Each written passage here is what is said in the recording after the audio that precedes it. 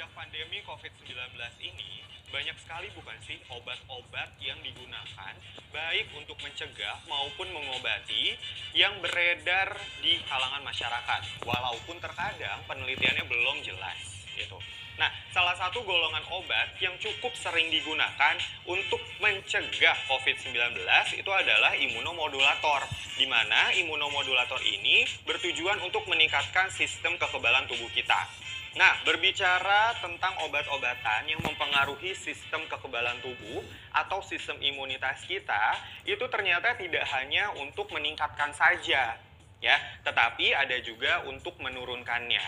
Nah, ilmu yang mempelajari sistem kekebalan tubuh kita, khususnya obat-obatan yang berpengaruh terhadap sistem kekebalan tubuh kita, itu dinamakan imunofarmakologi.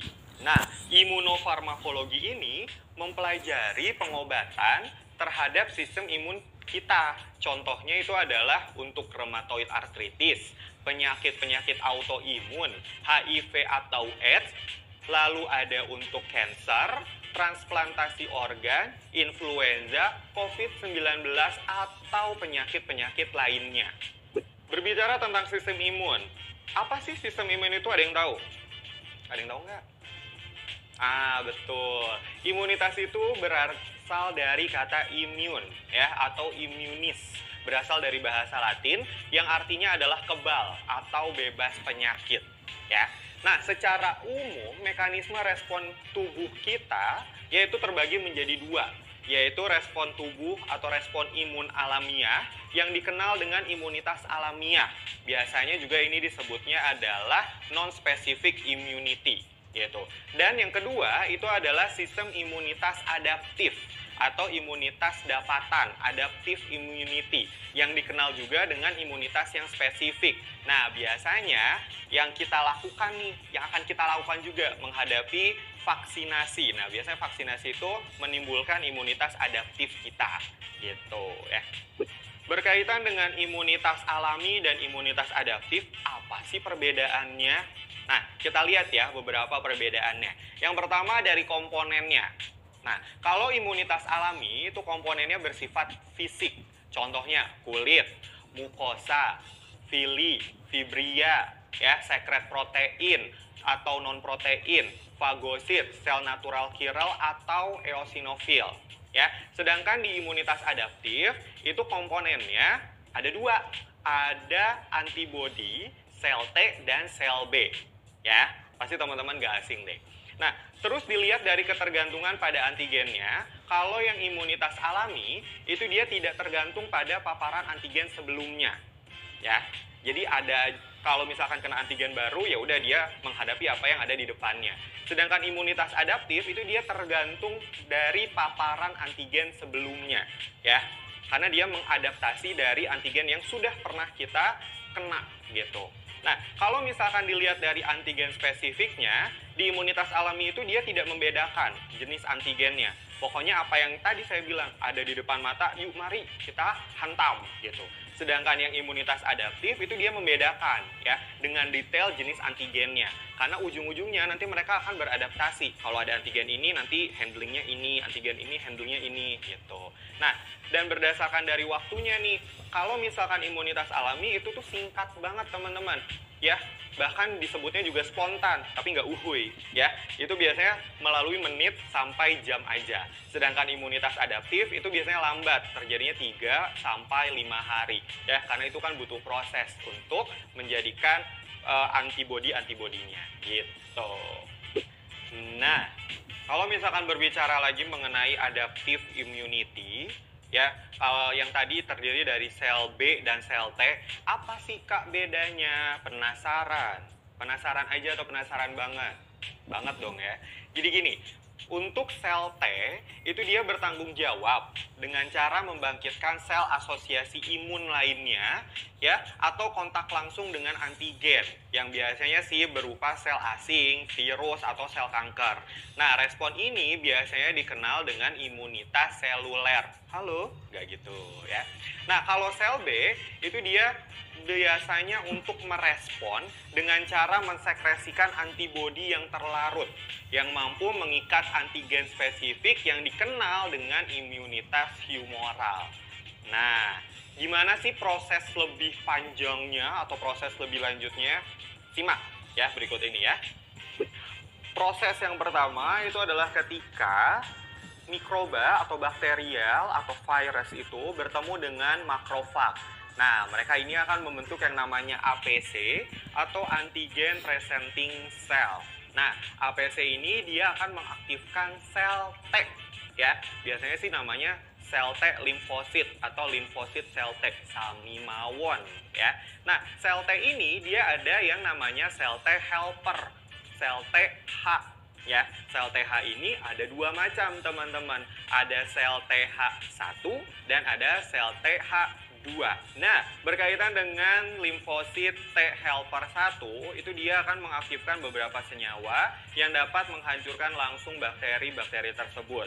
Nih, yang pertama adalah dia akan mengaktifkan makrofag ya, yang lebih banyak lagi sehingga dapat membunuh bakteri tadinya. Ya. Lalu yang kedua, dia juga akan mengaktifkan sel natural killer. Nah, di sini dia akan membunuh virus atau sel-sel tumor gitu. Lalu ada juga dia mengaktifkan cytotoxic T cell. Jadi ini dia membunuh sel-sel tumor atau virus yang sudah menginfeksi gitu.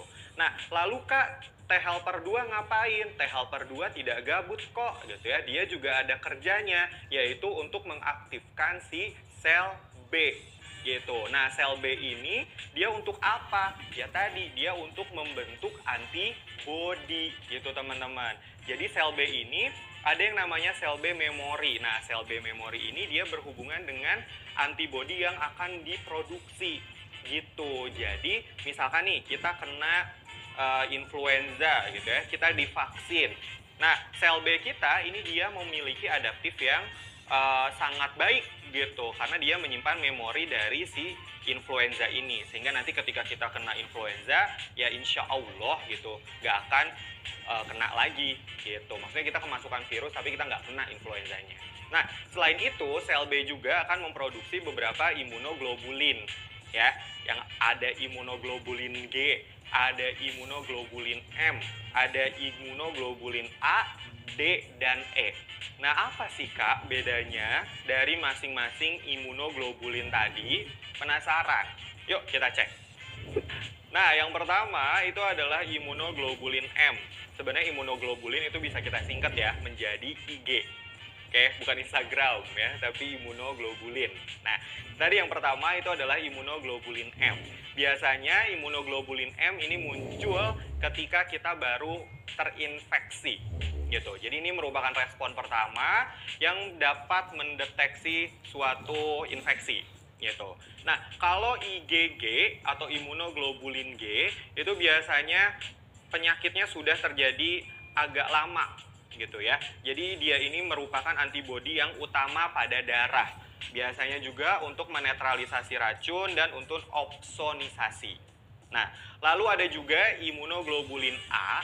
Imunoglobulin A ini dia disekresikan kembali ke mukus, ke air mata, dan saliva. Jadi melindungi bagian-bagian itu. Lalu ada imunoglobulin E. Nah, imunoglobulin E ini berhubungan erat dengan alergi atau hypersensitivitas. Ya. Jadi kalau orang yang kena alergi biasanya imunoglobulin E-nya tinggi gitu. Nah, ada juga yang terakhir nih, imunoglobulin D. Kalau imunoglobulin D ini adalah reseptor dari sel B aja gitu ya. Nah, sebenarnya obat-obatan yang berkaitan dengan sistem imun itu gimana sih penggunaannya gitu ya. Nah, penggunaan agen imunosupresif biasanya sih lebih umum dibilang seperti itu. Terbukti sangat berguna nih dalam meminimalkan terjadinya atau dampak dari efek yang merusak ya dari berlebihnya sistem imun gitu. Nah, apa aja sih obat-obatan yang bersifat imunosupresif ini? Nah, penggunaan imunosupresif yang pertama ini biasanya untuk penyakit-penyakit autoimun. Ini adalah contohnya idiopathic thrombocytopenia purpura atau biasa disingkat menjadi ITP. Itu obat yang memiliki efek yang bagus untuk meminimalisir sistem imunnya itu adalah prednison ya. Biasanya responnya itu sangat baik gitu. Lalu ada juga untuk penyakit isoimun ya. Itu biasanya nama penyakitnya adalah hemolytic disease of the newborn atau penyakit hemolisis pada bayi yang baru lahir. Itu biasanya digunakan imunoglobulin RHD ya. Lalu juga biasanya imunosupresif ini juga digunakan untuk organ yang ingin ditransplantasi. Biar apa? Biar tidak terjadi penolakan ya pada organ yang ditransplantasi itu. Contohnya nih ya, pada ginjal itu kan paling sering ya ditransplantasi. Biasanya menggunakan siklosporin. Nah ini juga biasanya sangat baik untuk digunakan gitu. Nah imunosupresif juga biasanya digunakan untuk mencegah terjadinya pembelahan sel. Tapi pada beberapa penyakit aja nih ya. Contohnya itu adalah neovascular macular degeneration. Itu biasanya digunakan ranibizumab atau bevacizumab. Nah ini biasanya so-so sih hasilnya karena masih dalam penelitian juga gitu. Nah untuk lebih luas lagi nih ya, ternyata obat-obatan yang berkaitan dengan sistem imunitas tubuh itu biasanya disebutnya adalah imunomodulator. Jadi mereka ini memodifikasi sistem imun tubuh kita. Nah ada berapa sih golongannya? Ada banyak banget teman-teman. Ya, tolong disimak nih ya, lalu dicatat, lalu dihafalkan. Biar apa? Biar pintar ya. Nah, yang pertama itu adalah golongan obat glucocorticoids. Nah, contoh obatnya itu adalah prednison. Dia ini biasanya untuk menangani idiopatik trombositopenik, purpura atau tadi ITP, dan rheumatoid arthritis. Oke. Yang kedua, itu adalah golongan obat dari calcineurin inhibitor. Contoh obatnya ini adalah siklosporin dan tacrolimus. Nah, ini biasanya digunakan untuk mencegah penolakan transplantasi organ. Ya, tadi salah satunya adalah transplantasi organ ginjal gitu. Nah, yang ketiga, itu adalah proliferation signal inhibitor, nama golongannya. Contohnya itu adalah sirolimus atau rapamisin. Ini juga fungsinya sama ya, untuk mencegah penolakan transplantasi organ. Lalu golongan yang keempat itu adalah mycophenolate mofetil dengan contoh obat namanya sama sih ya, mycophenolate mofetil. Itu dia mencegah penolakan transplantasi organ juga gitu. Lalu yang kelima itu ada thalidomid. Nama obatnya juga thalidomid. Mungkin teman-teman gak asing, thalidomid ini adalah obat mual muntah pada zaman dahulu kala yang ditarik karena menyebabkan efek teratogenik ya. Nah, ternyata sekarang ini thalidomid kembali lagi muncul untuk pengobatan multiple myeloma ya. Jadi bukan lagi untuk menangani mual muntah dan sifatnya teratogenik itu bukan, tapi untuk menangani multiple myeloma. Oke. Lalu ada juga golongan yang keenam ini cytotoxic agent. Contohnya ini ada dua nih ya, ada azathioprin, dia ini untuk supresi sumsum tulang belakang, contohnya untuk leukopenia, untuk anemia, bahkan untuk trombositopenia. Lalu ada juga masih dari golongan cytotoxic agent, itu namanya adalah siklofosfamid. Siklofosfamid ini biasanya digunakan sih untuk kanker paru sih ya umumnya, tapi untuk sistem imun dia ini bisa mengatasi autoimun teman-teman, seperti lupus gitu, itu bisa gitu ya. Dan orang-orang yang mengalami gangguan pada darahnya, contohnya adalah hemofilia gitu. Bisa juga siklofosfamid ini digunakan untuk autoimun hemolytic anemia, terus antibody induced pure red cell aplasia, bahkan sampai Wegener granulomatosis gitu. Nah, golongan obat yang ketujuh itu adalah pyrimidine synthesis inhibitor. Contoh obatnya itu adalah leflunomid dan teriflunomid. Biasanya mereka ini digunakan untuk rheumatoid arthritis dan multiple sclerosis ya. Lalu golongan yang kedelapan itu adalah hidrochloroquine dengan nama obat yang sama juga. Biasanya digunakan untuk rheumatoid arthritis dan lupus systemic erythematosus gitu ya. Lalu ada juga nih ternyata golongan cytotoxic agent yang lain ya. Biasanya digunakan itu adalah methotrexate dan vincristine. Kayaknya teman-teman juga kalau methotrexate dan vincristine tuh nggak asing ya. Nah, methotrexate ini memang sudah umum banget digunakan untuk rheumatoid arthritis ya. Dan vincristine ini banyak digunakan untuk ITP tadi, idiopatik trombositopenik purpura, dan yang sudah refraktori dengan prednison gitu. Nah, golongan selanjutnya atau golongan ke-10 itu ada miscellaneous agent. Contoh obatnya itu ada dimetil fumarat, ada glatiramer asetat, juga ada fingolimod hidrochloride. Nah, biasanya obat-obat ini digunakan untuk multiple sclerosis. Nah, golongan obat yang selanjutnya atau nomor 11 nih ya, adalah imunosupresis antibody.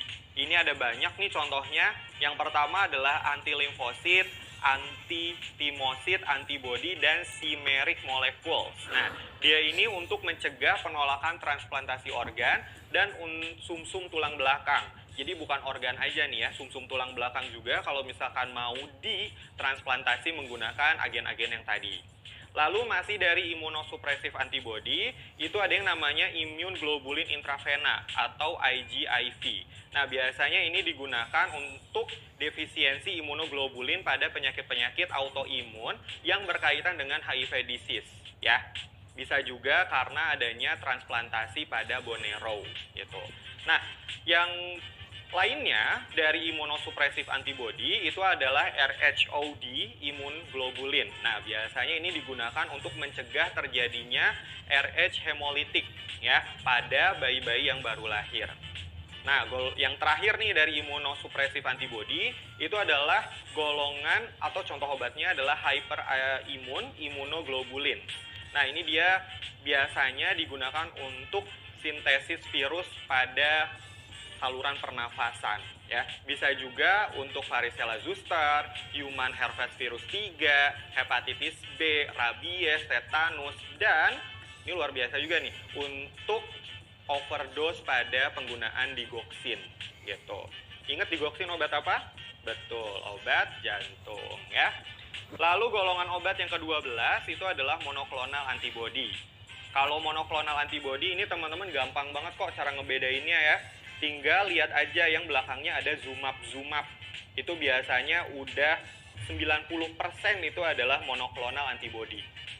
Tapi tidak saya jelaskan ya di sini karena monoklonal antibody itu banyak banget teman-teman ya, dan fungsinya juga beragam gitu. Di sini saya cantumkan 3 saja ya. Ada alemtuzumab, ada bevacizumab, sama ada trastuzumab. Kayaknya sih teman-teman tidak asing dengan yang trastuzumab ya, karena trastuzumab ini merupakan obat yang paling banyak digunakan pada pasien-pasien yang mengalami kanker payudara gitu. Biasanya yang HER2 positif tuh menggunakan trastuzumab ya. Harganya juga mahal loh teman-teman. Lalu biasanya juga monoklonal antibody ini memang mostly itu adalah untuk anti cancer, tapi ada juga untuk psoriasis dan penyakit-penyakit lainnya. Nah, yang terakhir dan baru-baru banget ini penelitiannya dan masih banyak banget juga sih dikembangkan itu adalah sitokin. Nah, kalau kita berbicara sitokin itu kan sebenarnya respon-respon tubuh yang dikeluarkan gitu. Ternyata kita sudah bisa juga bikin sintesisnya.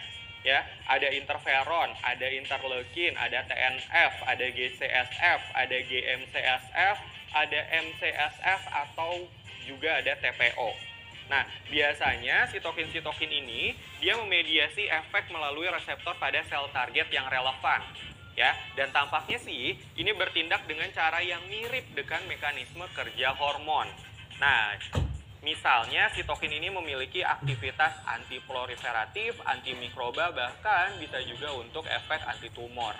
Nah, ternyata banyak banget ya teman-teman obat-obatan imunomodulator ini, dan banyak juga ternyata fungsinya. Dan luar biasanya lagi masih bisa dikembangkan.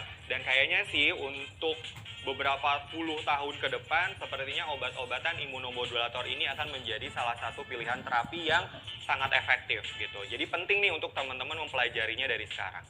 Oke? Nah, sudah banyak bukan obat-obatan yang kita pelajari hari ini ya. Jangan hanya nonton sekali aja nih videonya, tapi coba berulang-ulang sampai benar teman-teman paham. Oke? Sekian materi dari obat video kali ini. Terima kasih sudah menonton hingga akhir. Sampai ketemu di video-video selanjutnya. Salam obat video Pharmasis Learning Partner.